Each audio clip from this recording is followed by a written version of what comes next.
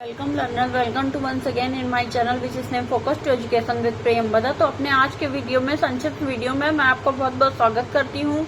मेरा नाम प्रियंवदा त्रिपाठी है और आज मैं जिस टॉपिक के बारे में चर्चा करने जा रही हूँ, यानी संक्षिप्त विवरण देने जा रही हूँ, उसका नाम है मूल्यांकन परीक्षा मूल्यकरण, यानी अंग्रेजी में कहते हैं इवोल्यूशन, एग्जामिनेशन एंड अप्राइजल।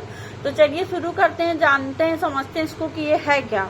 परीक्षा तथा मूल्यकरण शब्दों का प्रयोग कभी कभी मूल्यांकन के समानार्थी शब्दों के रूप में किया जाता है। तो जो परीक्षा है या मूल्यकरण, हम कह ले प्राइजल शब्द को हम कभी कभी मूल्यांकन के समानार्थी शब्दों प्रयोग करते हैं, यानी समझते हैं हम कि वो मूल्यांकन के ही, जिस प्रकार मूल्यांकन है उस प्रकार वो मूल्यांकन के ही करीब है, उसी से उसका लेना देना है, किंतु ऐसा नहीं है। इसलिए इन तीनों शब्दों के बीच अंतर को स्पष्ट करना अत्यंत आवश्यक है। परीक्षा छात्रों की विद्यालयी उपलब्धि का ज्ञान प्राप्त करने के लिए आयोजित की जाती है, यानी जो परीक्षा होती है वो छात्रों की जो विद्यालयी उपलब्धि है, स्कूलिस्टिक अचीवमेंट है, उनके ज्ञान में कितनी बढ़ोतरी हुई, उनके ज्ञान के स्तर में, उनके व्यवहार में क्या परिवर्तन हुए, उसको आयोजित करने के लिए, उसको जानने के लिए की जाती है। यह परीक्षाएं साधारणतः केवल विषय वस्तु के संदर्भ में छात्रों के ज्ञान का मापन करती हैं। यह परीक्षाएं क्या हैं? साधारणतः केवल विषय वस्तु के संदर्भ में, मतलब कोई एक विषय वस्तु विशेष,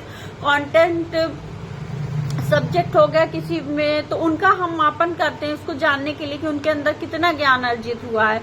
जबकि मूल्यांकन में न केवल विषय वस्तु का ज्ञान वरन अन्य शिक्षण उद्देश्यों जैसे बौद्ध कौशल, अनुप्रयोग आदि की भी जानकारी प्राप्त की जाती है।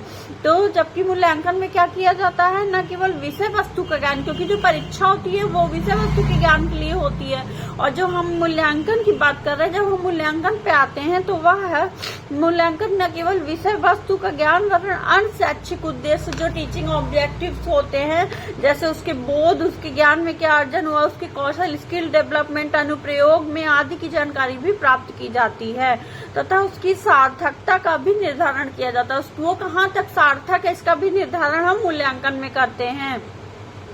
मूल्यांकन विद्यालयी उपलब्धि तक सीमित नहीं होता वरन यह छात्रों के संपूर्ण व्यक्तित्व से संबंधित होता है, यानी मूल्यांकन केवल हमारे विद्यालयी जो है, विद्यालय की उपलब्धि उस तक सीमित नहीं रहता कि हमने इस परीक्षा में हमने ये परीक्षा दी, ये स्कोर प्राप्त किया तो हम यहाँ तक पहुंचे, हमारे ज्ञान का कौशल ये पता चल गया, केवल इस क्षेत्र तक वो सीमित नहीं रहता। मूल्यांकन का ये क्षेत्र जो बहुत ब्रॉड है, बहुत विस्तृत है, विस्तारित है।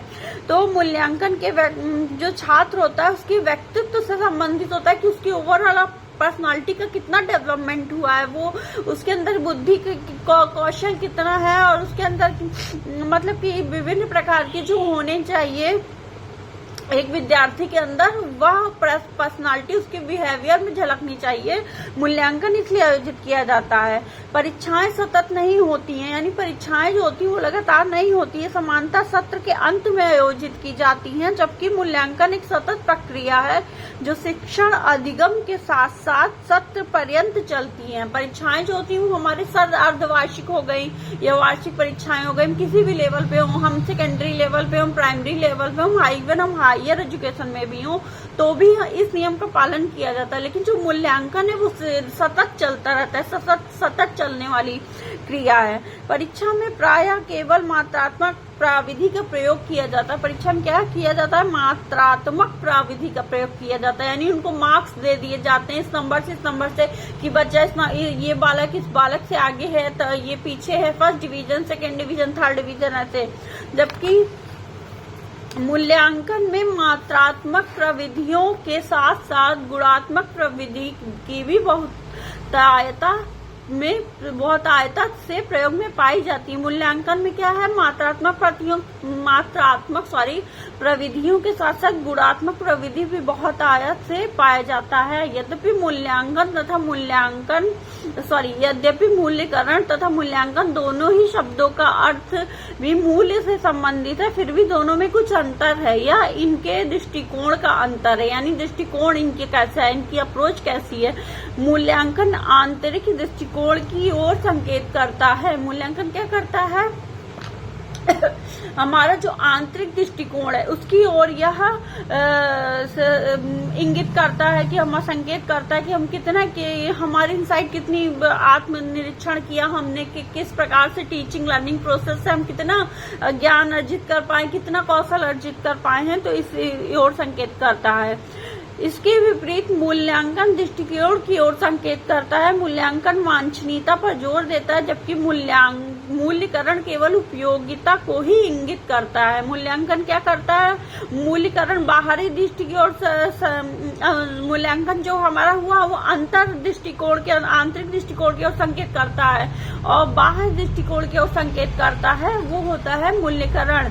तो मूल्यकरण वांछनीयता पे जोर देता है कि वांछनीय क्या है, किस स्तर तक हम वांछनीय है, अपने शिक्षण अधिगम प्रक्रिया चल रही है, जबकि मूल्यकरण केवल उपयोगिता को इंगित करता है कि उपयोगिता क्या होती है, फला सब्जेक्ट की क्या उपयोगिता है, या हम नेक्स्ट क्लास में जा रहे हैं तो हमें क्या सब्जेक्ट लेना चाहिए, इस प्रकार से हम इसको समझते हैं। तो आज हमने जाना अपने संक्षिप्त वीडियो में, आज हमने क्या जाना, मूल्यांकन परीक्षा तथा मूल्यकरण के बीच क्या क्या समानताएं हैं तथा ये किस प्रकार एक दूसरे से भिन्न है, इसको हमने जाना, इसको हमने समझा। तो अपने नेक्स्ट वीडियो, आशा करती हूँ आपको ये मेरा वीडियो पसंद आया होगा। अगर पसंद आया हो तो प्लीज लाइक शेयर कमेंट कीजिए, और अपने नेक्स्ट वीडियो में मैं नेक्स्ट टॉपिक के बारे में चर्चा करूंगी। तब तक आप सभी सीखने वालों को मेरा नमस्कार।